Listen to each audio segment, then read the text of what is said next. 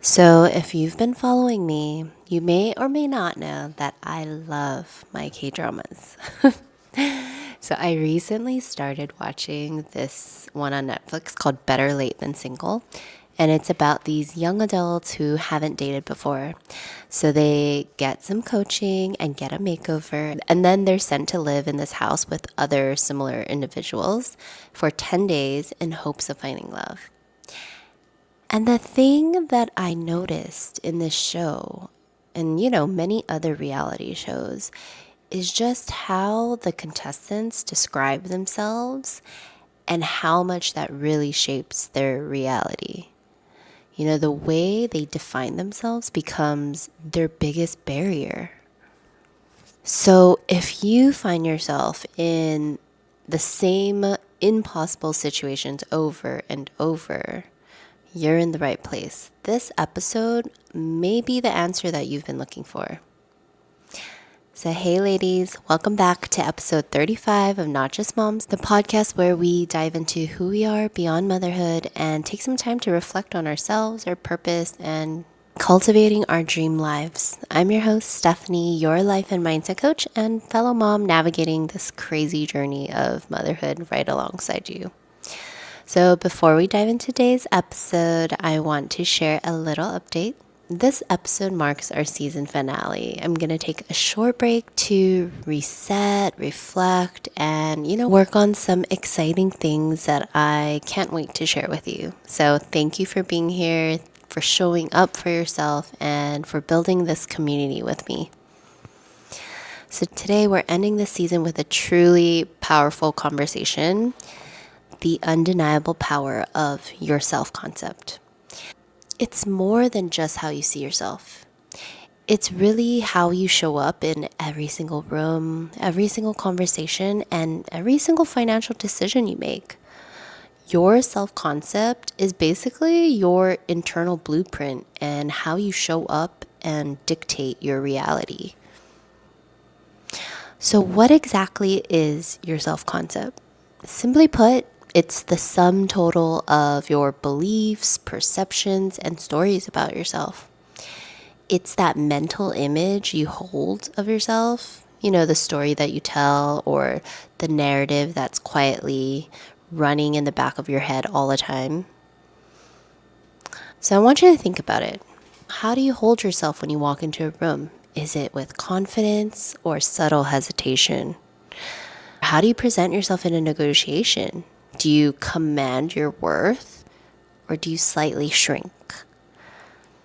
And how do you speak about your ambitions? With conviction or caveats? Your self-concept isn't just about feeling good, it's essential to your performance, your presence, and believe it or not, your money. When your self-perception is strong, your external world aligns. Like you attract more opportunities, you command higher respect, and you manage your finances confidently.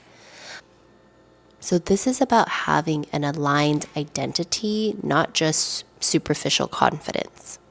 Now, here's where it gets interesting and often a little painful. So many of our beliefs or the thoughts about ourselves, it's not even ours. When we were younger, children are like sponges. We soak up everything around us. So it could have been anything like your parents' passing comment about your intelligence or a teacher's offhand remark about your capabilities. And I mean, even societal expectations about what a good mom or a successful woman should look like. These external thoughts, often unintentional, can slowly become your inner voice. They transform into the limiting beliefs that pop up in your head, like, you're not good enough, or I'm so bad with money.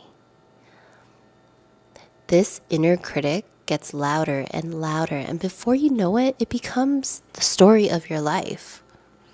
And you end up living out a story that was written for you by someone else. So, one of the contestants in the show, for example, he confessed that he suffered from a lot of shame and he never felt confident. So, he had a hard time looking and making eye contact. But what's weird is he was like one of my top picks. However, the way he spoke, it was so painfully quiet and soft that you couldn't hear anything. You literally could not hear him.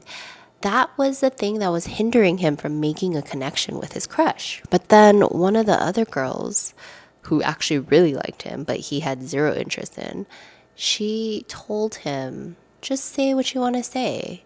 If you make a mistake, it's okay. And something really clicked for him. You saw him start making an effort to express his feelings, but it's as if her saying that just really kind of shattered this belief that he had in his head about, oh, like I don't want to make a mistake or I can't make a mistake. So, how many of us are holding ourselves back because of an outdated, unexamined self image of ourselves? I mean, most of the time, the story we tell ourselves isn't even true. So, this is why breaking old patterns is so vital for our personal growth and really our general future happiness. So, just like this contestant, you have the power to rewrite that narrative. You can deliberately cultivate a new self concept, one that truly reflects who you are and who you want to become. So, think of this as like an identity rebrand.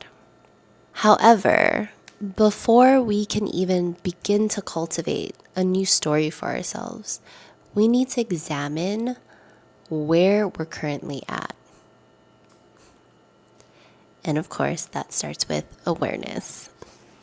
So, what are those old stories running in your head? Who told them to you?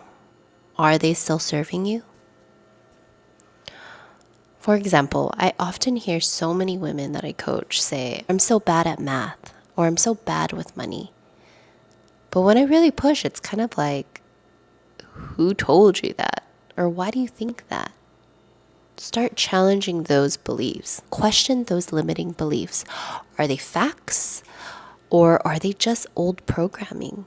Is this your actual thought? Or something that someone else just once said?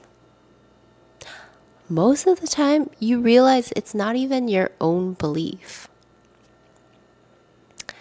And finally, redefinition. You get to actively decide who you want to be. So this is your chance to shed the old skin and step into your authentic self. You make the choice. Is this the story that I want to keep telling myself? Does this work for me? The thing is, it's not about faking it till you make it. It's about intentional self-perception. You can choose to unlearn old beliefs and cultivate new ones. This is how you truly transform your life. To help you begin this, let's do a quick exercise. So grab a pen and paper or just quietly reflect. So part 1 is your current self-concept. In 3 words, how would you describe yourself today? And don't overthink it. Just the first 3 words that come to mind. Mine used to be overwhelmed, tired, and stressed. Not that great, huh? Part 2 is your legacy self-concept. So I want you to imagine your ideal future self. The woman that you want to be remembered as, right? The woman whose legacy you're currently building. So in 3 words, how would you describe that version of you? For me today, I think that's loving, generous, and impactful. And that's interesting. I did this on the fly right now, and I never thought loving would be one of my words. So I'm going to have to explore that in my own time. So I want you to look at these two sets of words that you've written down. And if there's a gap, that's not a problem. This is your roadmap. This gap is where your growth is going to happen.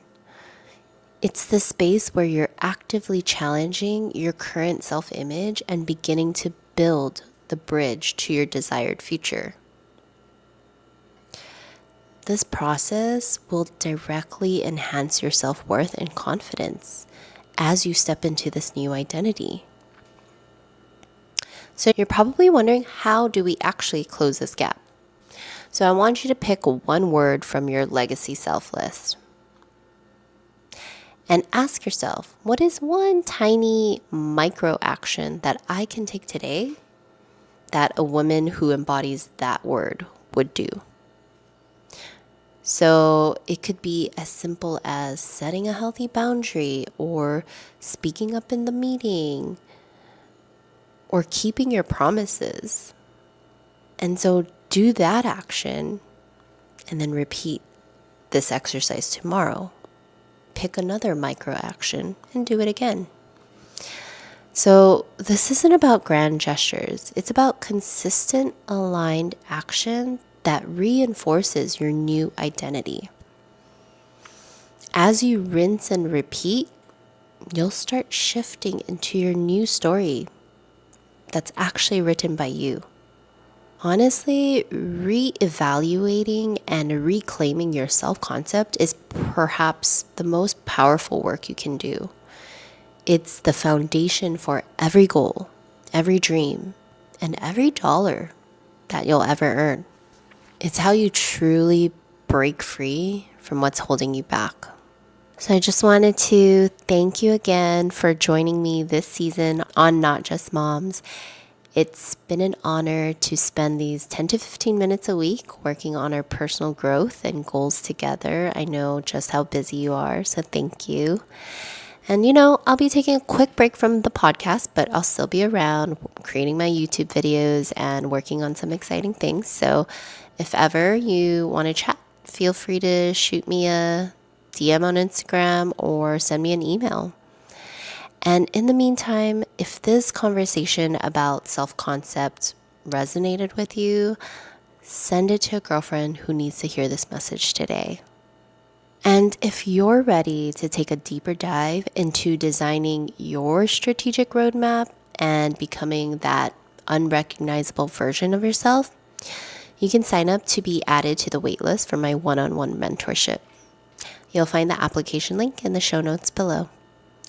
And until next season, keep showing up, keep growing, and keep remembering you're not just a mom. You are so much more. So until the next season, I'll talk to you guys later. All right, bye.